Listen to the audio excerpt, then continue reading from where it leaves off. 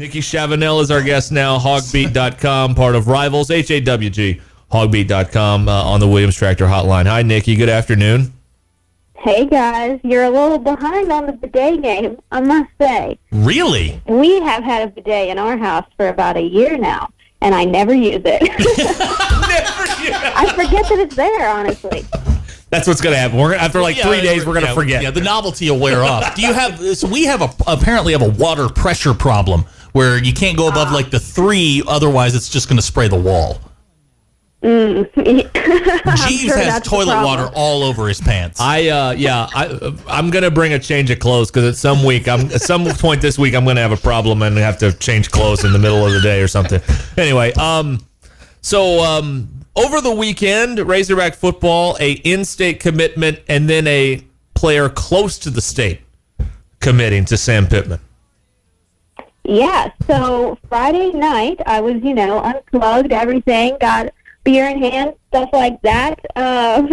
Solomon Wright from Vian, Arkansas. I don't even know if that's how you say it. I'm just going to... It's Vian. Vian? Yeah. Thanks, Vian. guys. You're what welcome. do I do without you? So he committed, flipping his 4-month-long commitment from Texas Tech to Arkansas. And, he was totally off the radar. After signing day this past cycle, Arkansas sent him a graphic, and I think that was the only indication that Arkansas was recruiting him, unless you just happened to interview him. But since he committed to Texas Tech, everyone kind of forgot about him. But he's a 6'1", 270-pound defensive tackle, and he pulled the trigger on Arkansas on Friday night over offers from Texas Tech, Oklahoma State, and lots of others like Missouri and North Texas. So a really good prospect that a lot of people didn't know about until he committed, and he had monster numbers. I don't know if these are 100% right. Sometimes they get overinflated. What? He's credited with 124 tackles on this past season and 14 sacks. And they were a really good team this past year, so it doesn't surprise me, but that just, seems like a lot. I'm going to go ahead and believe that his dad is the coach at the school. I just talked to him today, actually, so they just really liked the opportunity that Sam Pittman was giving them to play closer to home, closer than Lubbock at least. So, yeah, seemed like a really good commit, and Arkansas didn't have a defensive tackle up until that point, and guys were kind of falling off the board. So seemed like a good time to take that commitment. And then Aaron Outley. So he was really adamant about wanting to visit, Oregon and Florida State, but Florida State took a second tight end, so that door was pretty much closed a couple weeks ago. And I think that the pressure just, got to him. He was tired of having to say, I'm waiting. So he just finally decided to do it. I had heard that he was going to pick Arkansas later on down the road. He just wanted to take some visits, and since no one knows when those are going to happen, he just decided to go ahead and commit. And he kind of follows the lineage Arkansas has created of, in-state tight ends committing to the Hogs, and some of them going on to be quite successful. So I got another one there, and he's the first tight end in the class. I'd probably expect them to take another one, hopefully a grad transfer who can come in and help Hudson Henry, who is, still on the young side, still on the underdeveloped side. So a grad transfer would be nice, but last year the pickings were slim in the transfer portal at tight end, so hopefully this is a better year for that. So let me ask you about Solomon Wright, because coaches love big bodies, and defensive tackles are kind of like left tackles and quarterbacks. If there's one available and you can get them, you take them. You mentioned you didn't know if his numbers were accurate. Have you seen film on him? Can he play? Is he an SEC player, or are we talking about a guy that 2 or 3 years from now might be a role player? No, I definitely think he'll need at least a year to get up to size, considering he's only, 270? Mm-hmm. And most SEC tackles play at 290, 300. But he reminds me of Enoch Jackson from the 2019 class, just incredibly fast off the line. And so he really gets a jump on you. He's really physical. His dad called him violent. His dad, by the way, went to Oklahoma State and then became a NFL linebacker with the Jets. So he knows what he's talking about. and so football just runs in their family. His older brother goes to Central Oklahoma, I believe, so football's in the family. I really liked what I saw from him. He looks really quick. I just hope he can maintain that once he puts on, 20 to 30 pounds. What about Outley? I've seen him twice in person. He looks great in his uniform, 6'4". He's like 235, 240, something like that. This feels like another Hudson Henry type.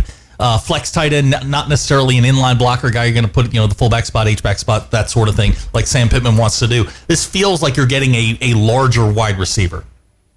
Yeah, Parksy definitely uses him as a big body wide receiver, and it works decently well for them. They had a down year, but Aaron Outley, I think the only thing going against his rating, he has a ton of great offers, so I guess the coaches nationally don't really care about this that much, but it just looks like he's, like a step slow. He might work on his explosiveness and just his straight line speed overall, but, he has a lot of experience receiving, so that's always good. And then, like a lot of high school kids, they have to develop stronger blocking skills once they get to college. We're talking with Nikki Chavanelle, hogbeat.com, part of Rivals here on Ruskin and Zach. As you talk to other people around the league or wherever that do what you do, just how does the whole virtual visit thing, it seems like here, but we're all here, but it seems like Arkansas is doing pretty well considering the circumstances of no live recruiting for the last 4 months. Just kind of, do you have an idea kind of how it stacks up to other places? So I actually did an interview with a kicker that Arkansas is after. They haven't offered him a scholarship yet because they haven't seen him kick in person. That was going to happen over the summer, obviously, which didn't happen.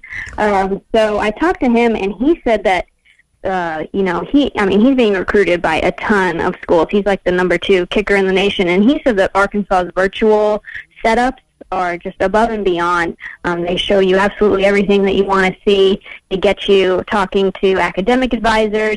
They talk you through with the strength and conditioning coach, and then they also put in current and former players to talk to these kids about what it's going to be like when they're here. And I'm sure they'll get more effective once Sam Pittman's here for more than a few months.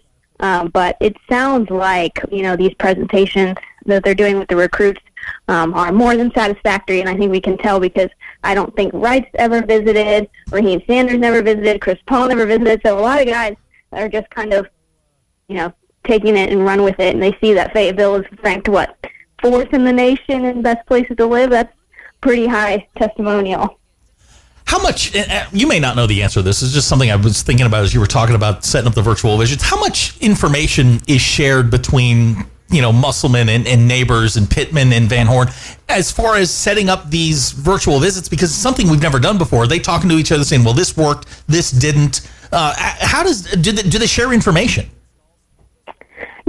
I think they do, but I'm not sure how much they do that kind of thing. I think they all kind of have their own grasp on how they get things done, and they all seem to be doing it pretty well right now. A lot of people, complain that, per Rivals, like all of Arkansas's commits at this point are 3 stars, and so a lot of people complain about that. But if you look at it in reality, there's just no way that Arkansas could be doing that much better right now. I think some of the commits will get a boost, but without having brought in 4 stars for the past year to visit, there's just not a lot of interest there. But Eric Musselman seems to have the virtual recruiting down. Dave Van Horn is still pulling in top prospects. Mike Neighbors has been doing the same thing. So I think they've got a handle on it, even if they don't communicate that much. But I know that, all the coaches seem like really likable people, so I'm sure they interact as much as they can. It's just probably not a lot right now since they can't see each other in person. We're talking with Nikki Chavanelle from hogbeat.com here. The latest big board is up on hogbeat.com. You can check it out there. It's a great, thorough look at who's committed and who they've offered, and it's just all kinds of stuff. Do we have an idea kind of if there's a position of emphasis right now, or are they just trying to get anybody that wants to be here at this point? Well, defensive line was a big priority, but now they have 1, so they got to continue that momentum on the defensive line. They got 2 linebackers already. They still need a couple for the secondary. And then offensively, they have one at least at every position. They have 2 at running back. They have 2 at wide receiver, plus the Oklahoma transfer. So I expect them to get 1 more, and they have a pretty clear target for that. And then they have a couple backups as well. They could get a couple more offensive linemen. It just seems like kids really want to take visits if they can, but as we get closer to the season and it doesn't look like we're getting closer to, free travel with the coaches or the players, it's just, more kids are going to be inclined to commit. So I don't really have, at the moment, usually I do like who could commit next, but at the moment I don't really know. We're kind of waiting it out. There's a few guys, Keyshawn Jackson, the top target at wide receiver, he's narrowed it down to 5, but a lot of guys, when they're down to 5, they want to take official visits to really separate the pros and cons, and they can't do that right now. Kind of a breaking thing today is no high school football in California till I think December, and we've seen a player that was committed to A&M that is going to skip the season and enroll early and be part of the the early signing class with Texas A&M. Is that I know it's very early on, it's only been a few hours, but is that something that we could see happen more often? Well, a lot of kids already enroll early and decide to skip their second semester. I don't think kids are going to be happy about having to miss their senior season, but in terms of development, being on campus for spring football is probably better towards their development than another year of high school. They'll get actually in the system that they're going to be playing in the future, and then the strength and conditioning coaches can, do with their body what they will to get them in the form that they want them to be in, versus, having a lot of fun with your teammates. It's just when you're looking at, business, that's what that A&M commit said. It's a business decision, and it really is. You want to get as big of a jump as you can, but it's also just not uncommon. Robert Moore, the baseball player, he skipped his senior season to enroll early at Arkansas, and he started to explode when the season started, unfortunately cut short. But right now I have a list that I'm working on. Lucas Coley, the 2021 quarterback, he wants to enroll early. Jaden Wilson, the DeSoto wide receiver. Chris Paul, the Georgia linebacker. Marco Avant wants to enroll early. He's the in-state linebacker. And then Raheem Sanders also wants to. But a lot of these kids, because of this weird time, like Aaron Outley wanted to enroll early, but he needed summer classes to do it, and now he can't do summer classes, so he's probably not on track to get that done. So that list is probably going to change as the year goes on. Hey, Nikki, one of our listeners, Evan in Fayetteville, likes to play the look-alike game, and he asks, does Nikki Chavanelle look like the girl who tells you her Pomeranian, Mr. Sparkles, is really friendly right before he mauls your finger drawing blood? Well, I don't have a Pomeranian, but my dogs, they can be very testy.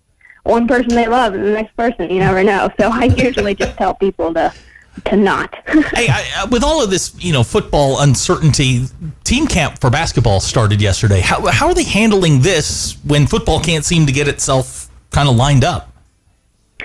Well, the basketball players, it's still like no contact, so it is pretty much what the football team is doing. They're allowed to do drills. They just can't. The football players can't use the ball right now until walkthroughs start in 4 days for the football team. So that's when they can do a little bit more closer together and with the whole team. But for basketball, until the semester starts, they go through camp, and right now it's no contact. So the coaches can still be out there and make sure they're in shape and stuff, but no, live scrimmaging type situations, at least that we're going to hear about. Right. And they're not going to share them on social media if they are. Hey, what's your mask look like? Is it just a regular medical mask, or you got something cool on there, or what? My mom, when the pandemic started, she sent me a link to Anthropology. I don't know if you guys know what that is, but it's very popular for women. It's kind of like unique stuff, so I have like a pretty flowery mask. All right. Yeah. I think I'm going to ask everybody that going forward. What's your mask look like? Yeah. Do you got like you picture your dog on there or like a? I saw. I want that muscleman mask, man. Oh yeah, I want to terrify everyone. I want one like that was. I may use that at Halloween. I want one like Jack Nicholson had, like in the Joker. Oh yeah, I want one of those. Yes. That's right. Yeah, that'd be good. Now I think someone's got to make that, right? Right. It's got to happen. Probably Marvel. It costs $24.99. I'm sure. Yeah, probably so. All right, Nikki Chavanelle, the big board is up on hogbeat.com. Check it out for all the latest on recruiting. Thanks, Nikki. Thanks, guys. See ya. Nikki and all our guests join us on the Williams Tractor Hotline.